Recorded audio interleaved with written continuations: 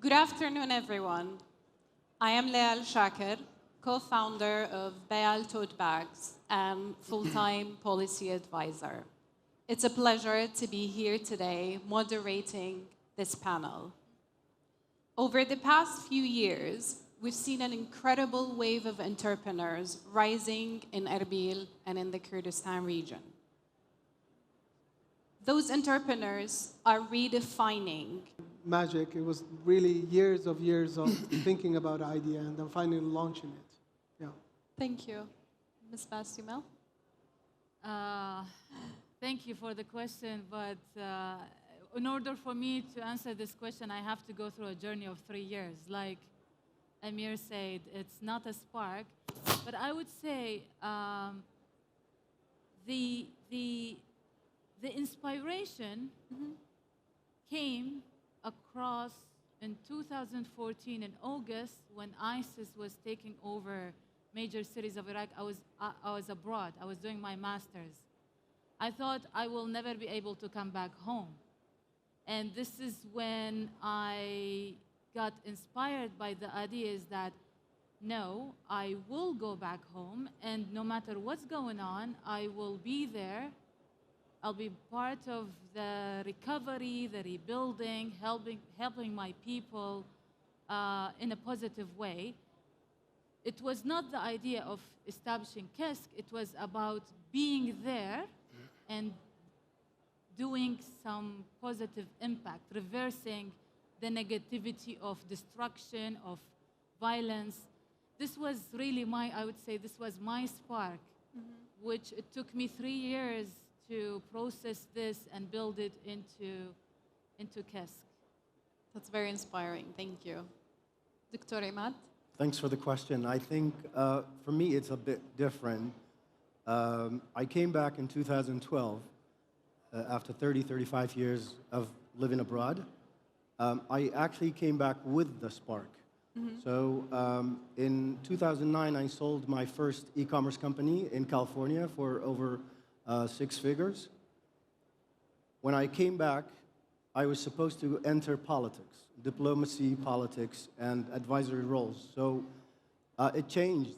All what I saw, it was dollar signs everywhere because the country was re-emerging and it was rebuilding itself.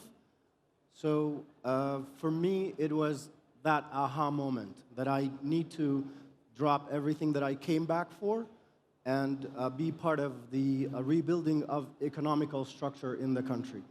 That's when ZBox started. We were the first tech company, period, in Iraq, in all over Iraq. In 2004, 2005, we launched, believe it or not, but in 2004 and 5, there were no emails, there were no tech companies, there were basically no opportunities here. So we were the pioneers of creating the e-commerce, quick commerce opportunity in the Kurdistan region and essentially all over Iraq.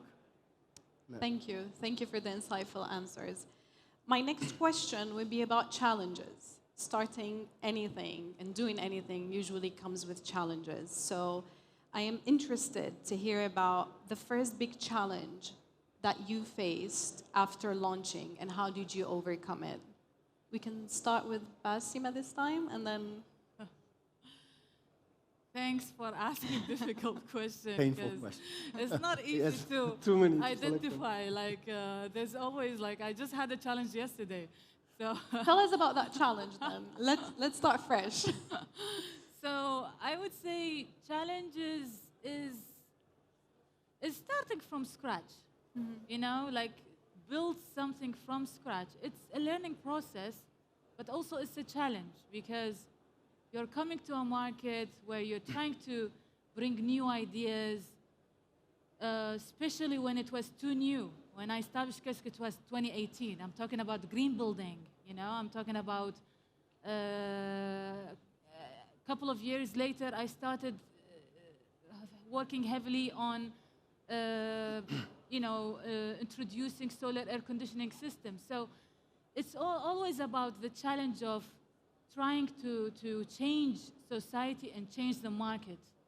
It's very easy when something like AI comes and proves itself, and all of a sudden you can build a business around it. But if there's no appetite for something, and everyone is comfortable with the conventional way of doing things, with how energy is being produced. Maybe today, if I talk about, we don't have to do much campaigning about solar or renewable energy solutions or green solutions in general. But 5, 6, 7 years ago, you're basically, trying to ride on water, right? You have to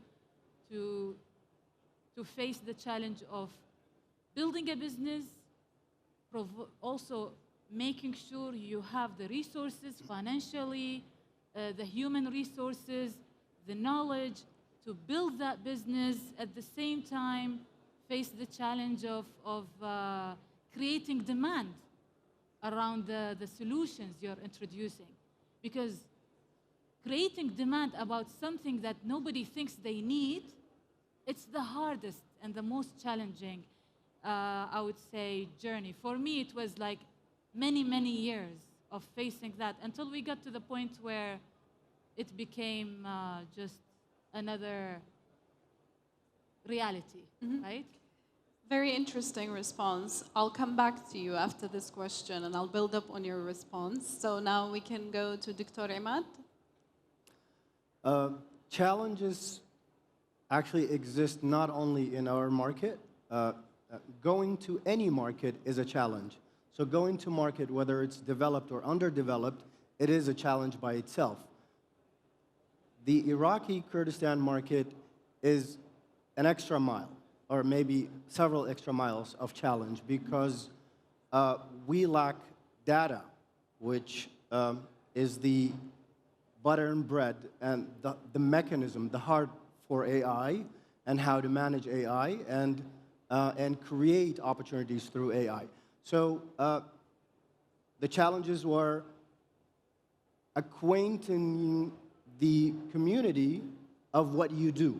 In our case, e-commerce, online shopping, last mile delivery, fulfillment center, and all that. So people were not used to that. People are used to going to the conventional bazaars, going to nowadays the malls, but not shop online. So to convince the market, the users, that there's an alternative way that you can use, it is a challenge. It's a big challenge. So logistical challenge, educating the community is a challenge, availability of data, adaptation of the market itself to your new idea, your new concept is a constant challenge. We face it every day. Even today, we're facing it, not just 5 years ago, 8 years ago. Thank you, Doctor. Mr. Amir? Well, I think my challenges initially was onboarding team members. Because when you have a startup, when you have a company that's tech-based, the first thing you need is developers. And I was very lucky to find a developer who was about to graduate from university. And we sat down and we talked. He probably thought I was crazy. And then we had another one, so we were two developers and me, and I was talking about my plan for IQ cars, and they probably thought I was crazy, and they took a chance on me, and it turned out very well. And then basically when you build a team, you need the best of the best.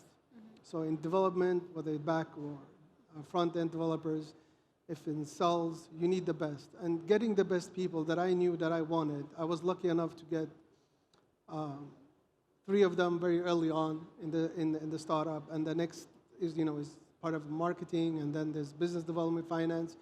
So I've been very lucky in having these people believe in the startup, believing in the vision of creating a valuable company that covers all Iraq. So that was the initial stage, onboarding people to believe in you, because not everybody wants to leave a very high-paying job to work for you in a lower salary, and but he's looking at the future. So getting Iraqi people to understand the value of a company if it's successful. It's not easy because they haven't seen it. We don't have a tech startup that has exited at $100 million or $200 million. So it's very hard for people to understand the value. The second part was onboarding the customers. We were highly dependent on car dealers, and the car dealers, when we went to them, they were like, "We don't want you. This is rubbish.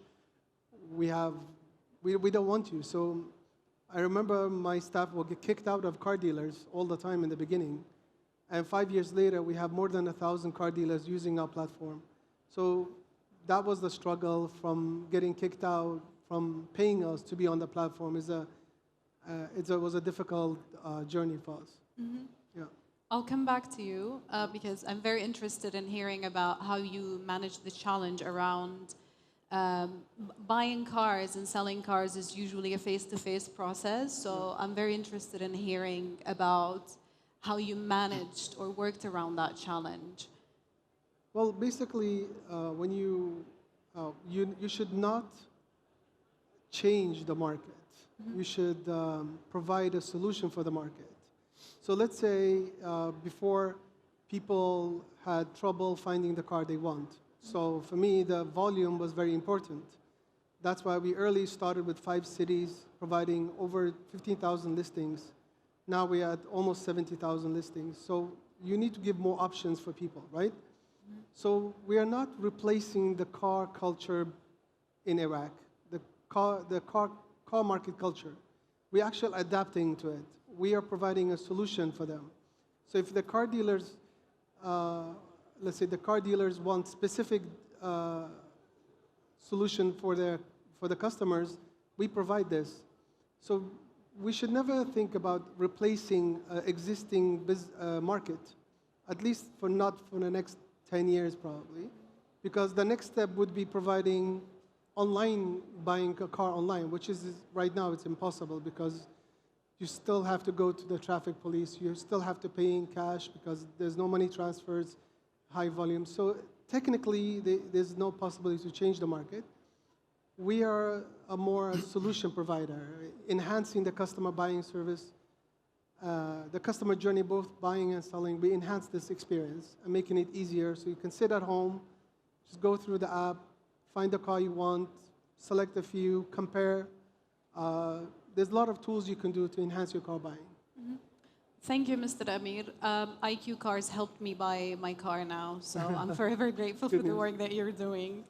Ms. Basima, I'll come back to you now with a very specific question to all the work that you're doing.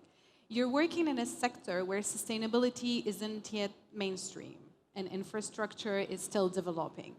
How do you convince both the market and investors to adopt green solutions when the ecosystem is not fully ready? How do we convince customers first? Mm-hmm. I would say earlier in our journey, we've done a lot of educational efforts. Mm-hmm.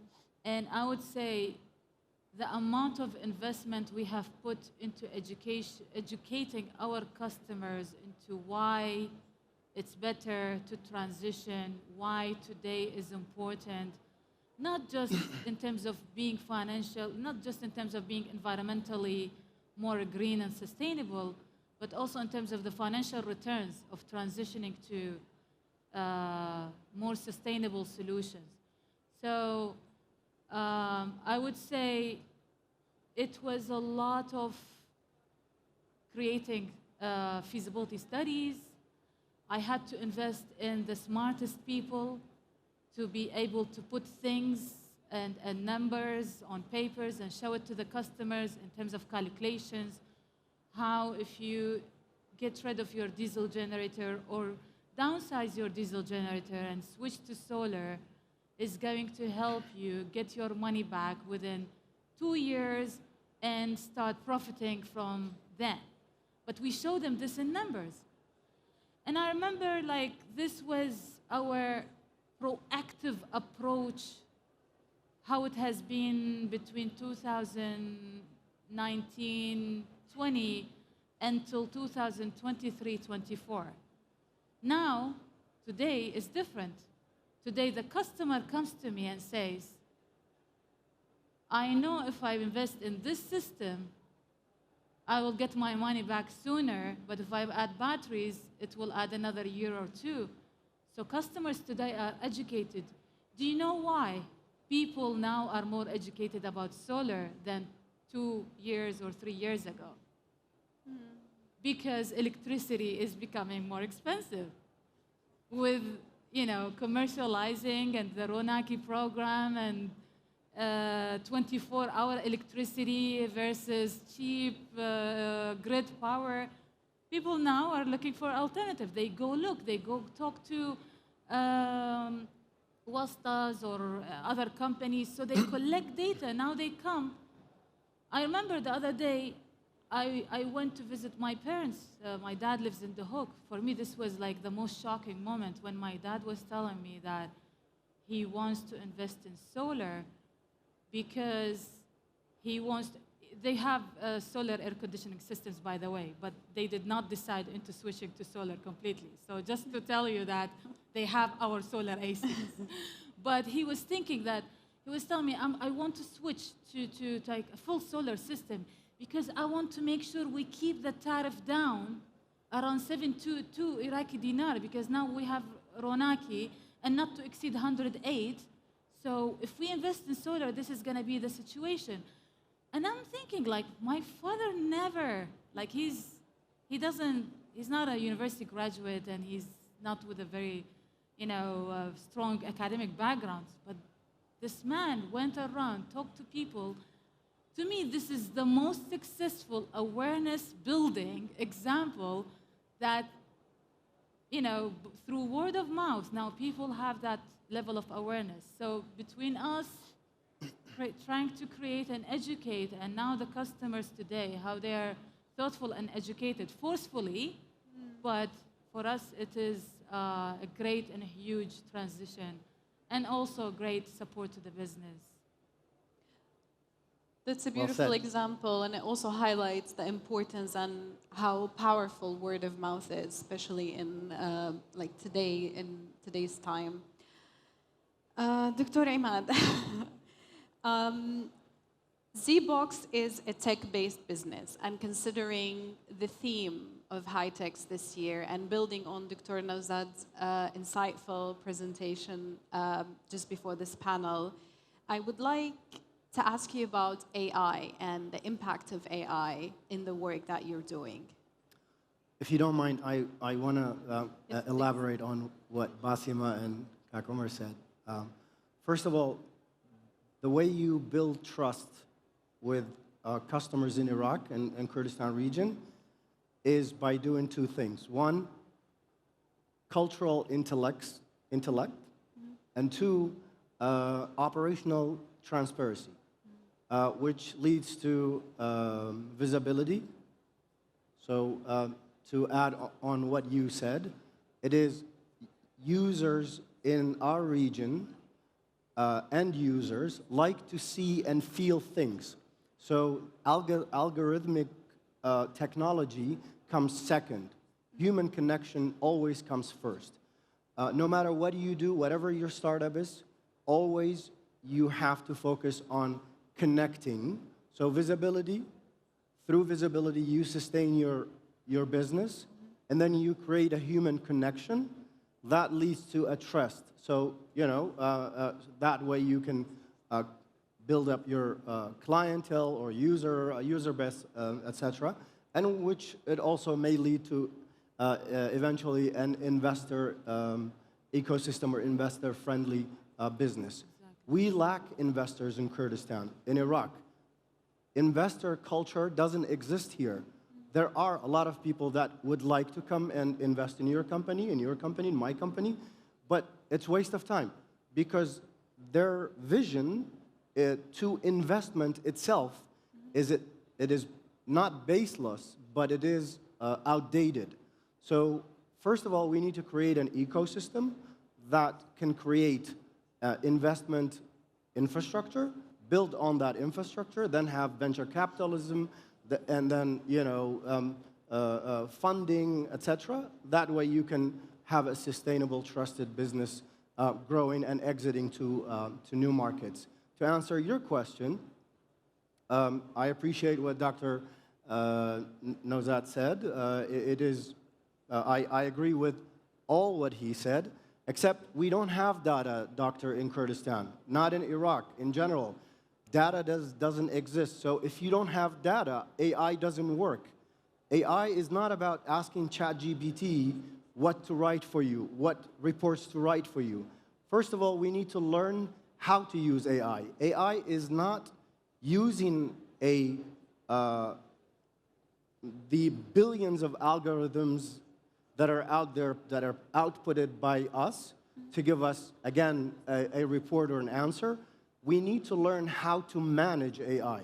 We all have to become managers of AI, because by the year 2026-27, about 900,000 jobs are going to be lost, but there's going to be 907,000 jobs added to the industry, because people will adapt. People will learn how to manage AI to do all the businesses, and whether education, whether government, whether whatever the sector is. First, what we need to do, we need to have a sovereign language. It's called LLM, a large language model that needs to be adapted to our society, to our governmental structure, to all the businesses. On that, then we can add how to use, how to manage AI to get the utmost benefit from the outcome of AI. So infrastructure is very important. I am delighted if you're willing to build the largest data center in Iraq. I'm here. I'm a senior advisor to President Zelensky in Ukraine, and we are the #1 country on the planet in building LLMs, in building AI mechanism and governmental and digital transformation, meaning a digital government.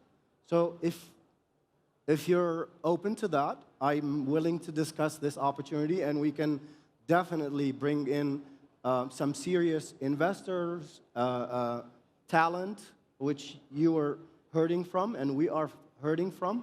There are not many, unfortunately, suitable human resources that we can use. Technology is very new in our country. The brilliant young men and women that are doing amazing job, they're new to this industry. So we need to guide them, to educate them more, to train them so that they become technical savvy, so that they become ideal human resources, so that our businesses can thrive and the country can thrive.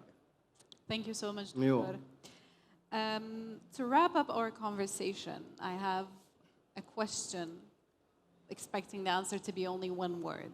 With everything that you know now, and with your journey and expertise and AI, how would you describe the future of the Kurdistan region startup scene? And I'll start with Mr. Amir, and we'll go. That's impossible to say with one word, but just for information, the government of Kurdistan has done amazing work in terms of agriculture, industry. We have the electricity project, Ronaki. Water is coming. Great work. But I wish we could have more attention also to startup industry, because the tech industry actually contributes 10 times more per worker compared to agriculture. So one engineer in Kurdistan region working here, one startup, could generate massive GDP growth for the region. And we have all the capacity to create the first, let's say we have, the first Silicon Valley in Iraq could be easily done in Erbil, but it has to be open, not just for local startups, but even for all Iraqi startups. Because Erbil is an amazing city. It's very expat friendly. We have a lot of, we can have the best startups here in this city by providing some support for the tech startups. Just to give you some example, if you make a building, a commercial building in Iraq, you don't have to pay tax for 5 years if it's a new commercial building. If you're working in the agriculture business, you pay less tax, both as a personal income tax. So there's a lot of subsidies that are decades old for agriculture and other type of industry, but it's not available for the tech, for tech industry.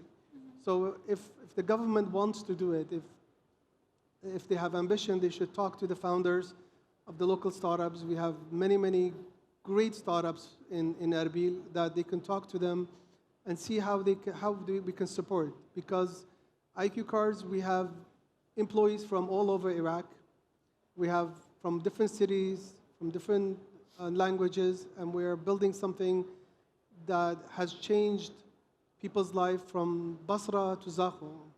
We have 70% of our users more than 70% of our users are outside of Kurdistan region. And that's very important because Kurdistan region the population is so small compared to the rest of Iraq. So any startup you do should focus on all Iraq or even outside of Iraq. But definitely the government, if they have the vision to make Erbil, let's say, the first Silicon Valley of tech startup, they should talk to the founders, not NGOs, not organizations. They should talk to founders, to startups, real startups, and then they can see the minimum cost and the huge benefit that can come from startups. Thank you. Ms. Basima, one word, the future of the One word. startup scene in the Like Kurdistan mine. region. That's why I was like, I want to make sure, Layal, you need one word. I think what Amir said sums it up. If you want to understand the challenge, please sit with us. We're more than happy to give back and benefit the next generation of emerging entrepreneurs, because there's no time to really say what is there for startup ecosystem. But I would say it's promising for Kurdistan and all of Iraq because we're rich with the young population. So I have huge hope in young people who can strive even if the ecosystem is not mature yet. Thank you. Dr. Imad. If you allow me, I'll answer your question with one word: progressive. Okay. So that's your answer. But if you allow me to elaborate on what they said, we need to create an ecosystem for the tech industry or the startup industry. And we also need a intellectual, which they call it smart investor community. We need to create a smart investor community, investors that understand the challenges, the pain of the startup community, and they're willing to go to the last mile to help them succeed in this journey to create a hub, a successful hub, so that we can have companies that can exit and be sold to the Alibabas and Amazons and the cars.com and everybody else. I also wanted to add a couple more things. We, as ZBox, were the first green company. Literally, our color is green, but all our fleet are electric. All our vehicles are electric. Our mobikes are electric. So we're in line with the business that we do. And I am also the founder of Hanar Motors, which is the first EV manufacturer in Iraq and the Middle East. We should be hopefully starting very soon to produce and assemble electric vehicles in Iraq and the Kurdistan region. Thank you, Dr. You're welcome. Thank you all for sharing your stories, your challenges, and your vision of the future. This has been a very insightful conversation, and I'm looking forward to see all three businesses and the rest of businesses in the Kurdistan region to grow more and more. Thank you so much. Thank you. Thank you. Awesome.